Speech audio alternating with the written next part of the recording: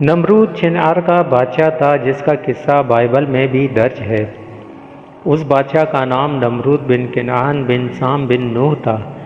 اس کا پائے تخت بابل تھا۔ اس کے نسب میں کچھ اختلاف بھی ہے۔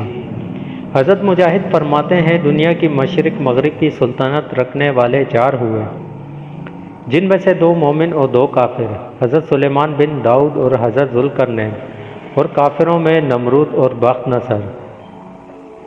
مفسرین کا بیان ہے کہ نمرود بن کنعان بڑا جابر بادشاہ تھا۔ سب سے پہلے اسی نے تاج شاہی اپنے سر پر رکھا۔ اس سے پہلے کسی بادشاہ نے تاج نہیں پہنا تھا۔ یہ لوگوں سے زبردستی اپنی پرستش کراتا تھا۔ کاہن اور نجومی اس کے دربار میں بکثرت اس کے مقرب تھے۔ نمرود نے ایک رات یہ خواب دیکھا کہ ایک ستارہ نکلا اور اس کی روشنی میں چاند، سورج وغیرہ سارے ستارے بے نور ہو کر رہ گئے۔ کاہنوں اور نجومیوں نے اس خواب کی یہ تعبیر دی کہ ایک فرزند ایسا ہوگا جو تیری بادشاہی کے زوال کا باعث بنے گا۔ یہ سن کر نمرود بے حد پریشان ہو گیا اور اس نے یہ حکم دے دیا کہ میرے شہر میں جو بچہ پیدا ہو اسے قتل کر دیا جائے اور مرد عورتوں سے جدا رہیں۔ چنانچہ ہزاروں بچے قتل کر دیے گئے، مگر تقدیر الہیہ کو کون ٹال سکتا ہے۔ اسی دوران میں حضرت ابراہیم علیہ السلام کی پیدائش ہوئی اور بادشاہ کے خوف سے ان کی والدہ نے شہر سے دور پہاڑ کے ایک غار میں ان کو چھپا دیا۔ اسی غار میں چھپ کر ان کی والدہ روزانہ دودھ پلا دیا کرتی تھی۔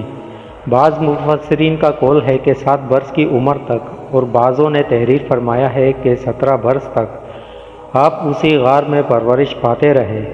حضرت ابراہیم علیہ السلام کا توکل روایت ہے کہ جب نمرود نے اپنی ساری قوم کے روبرو حضرت ابراہیم علیہ السلام کو آگ میں پھینک دیا تو زمین و آسمان کی تمام مخلوقات جمع ہو کر چیخ مار مار کر بارگاہ خداوندی میں عرض کرنے لگی کہ خداوند تیرے خلیل آگ میں ڈالے جا رہے ہیں، اور ان کے سوا زمین میں کوئی اور انسان تیری توحید کا علمبردار اور تیرا پرستار نہیں، لہٰذا تو ہمیں اجازت دے کہ ہم ان کی امداد و نصرت کریں۔ تو اللہ تعالیٰ نے فرمایا کہ ابراہیم میرے خلیل ہیں اور میں ان کا معبود ہوں۔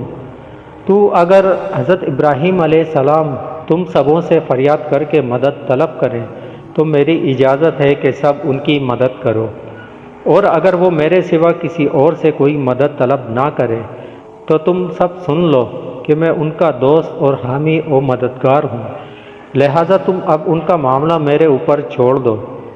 اس کے بعد آپ کے پاس پانی کا فرشتہ آیا اور کہا کہ اگر آپ فرمائیں تو میں پانی برسا کر اس آگ کو بجھا دوں۔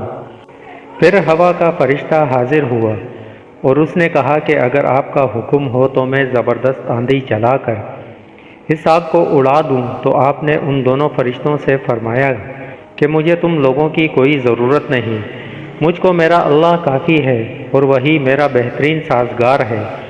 وہی جب چاہے گا اور جس طرح اس کی مرضی ہوگی میری مدد فرمائے گا۔ اور جب آپ کو آگ کے شعلوں میں داخل ہو گئے تو حضرت جبرائیل علیہ السلام تشریف لائے اور کہا کہ اے خلیل اللہ، کیا آپ کو کوئی حاجت ہے؟ تو آپ نے فرمایا کہ تم سے کوئی حاجت نہیں ہے۔ تو حضرت جبرائیل علیہ السلام نے کہا کہ پھر خدا ہی سے اپنی حاجت عرض کیجیے۔ تو آپ نے جواب دیا کہ وہ میرے حال کو خوب جانتا ہے، لہٰذا مجھے اس سے سوال کرنے کی کوئی ضرورت ہی نہیں ہے۔ اس وقت حضرت ابراہیم علیہ السلام کی عمر شریف 16 یا 20 برس کی تھی۔